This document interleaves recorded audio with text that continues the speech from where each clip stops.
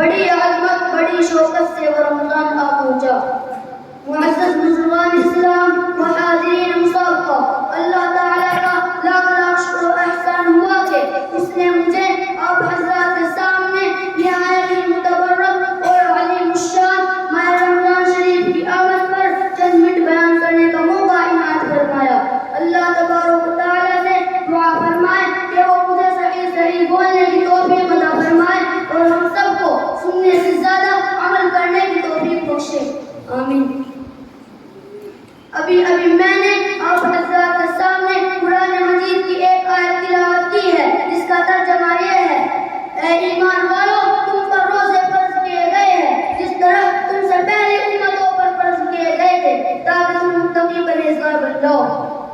حضرات گرامی، رمضان المبارک کا مہینہ اسلامی کیلنڈر کے اعتبار سے بہت ہی مشہور و معروف مہینہ ہے۔ رمضان کا مہینہ ہمیشہ اہمیت کا حامل رہا ہے۔ رمضان کی فضیلت و برتری کو بتلانے کے لیے صرف یہی کافی ہے کہ اللہ تعالیٰ نے رمضان کو اپنا مہینہ قرار دیا ہے۔ رمضان عربی لفظ ہے۔ رمض کے معنی لغت میں جلانے اور خاکستر کرنے کے آتے ہیں۔ جس طرح آگ لکڑی کو جلا کر راکھ کر دیتی ہے، ٹھیک اسی طرح یہ رمضان انسانوں کے گناہوں کو نیست و نابود کر دیتا ہے۔ انسانی دلوں پر غلط کرتوت کی وجہ سے جو ضبط اور میل کچیل جم جاتا ہے، یہ رمضان میل اور گندگیوں سے انسان کو صاف ستھرا کر دیتا ہے۔ محترم بزرگوں اور دوستوں، ہمارے آقا رسول اللہ صلی اللہ علیہ وسلم نبوت ملنے کے بعد 13 سال تک مکہ معظمہ میں لوگوں کو احکام خداوند سناتے اور اس کی تبلیغ کرتے رہے، لیکن جب مکہ کے باشندوں نے آپ کو ہجرت کرنے پر مجبور کر دیا تو آپ مکہ چھوڑ کر مدینہ تشریف لے آئے۔ تو یہاں سب سے پہلے عاشورہ کا روزہ فرض ہوا تھا، لیکن ہجرت سے 1.5 سال بعد 10 شعبان 9 ہجری کو رمضان کے روزوں کی فرضیت کا حکم نازل ہوا اور سب میں عاشورہ کی فرضیت ختم کر دی گئی اور آپ صلی اللہ علیہ وسلم نے یہ اعلان فرما دیا کہ جو چاہے عاشورہ کا روزہ رکھے اور جو چاہے نہ رکھے۔ علماء کرام نے لکھا ہے کہ جب حضرت آدم علیہ السلام نے جنت میں وہ گیہوں کا دانہ یا پھل کھا لیا تھا جس سے اللہ تعالیٰ نے گناہ فرمایا تھا، تو حضرت آدم علیہ السلام کے پیٹ میں اس کا اثر پورے مہینے تک باقی رہا تھا۔ پھر جب اللہ تعالیٰ نے ان کی توبہ قبول فرمائی تو کفارے کے طور پر اتنے ہی دن روزے رکھنے کا حکم دیا۔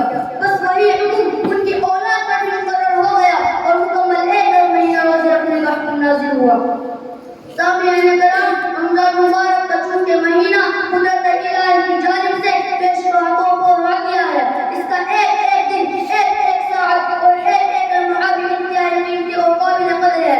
اس کی اہمیت کے پیش نظر رسول اللہ صلی اللہ علیہ وسلم رمضان شروع ہونے سے پہلے ہی صحابہ کرام کو جمع کر کے تقریر فرمایا کرتے اور رمضان کی مراد اور اس کی قدر و قیمت سمجھاتے ہوئے اچھے عملوں کا شروع دلاتے۔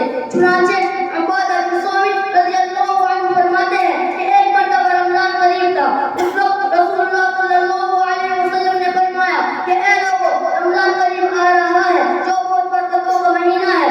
اللہ تعالیٰ اس میں تمہاری طرف خصوصاً توجہ فرماتا ہے اور تم پر اپنی رحمت نازل کرتا ہے اور گناہوں کو بخشتا اور دعائیں قبول کرتا ہے اور تمہاری نیکیوں میں ایک دوسرے کے بڑھنے کو دیکھ کر فرشتوں کے سامنے فخر کرتا ہے۔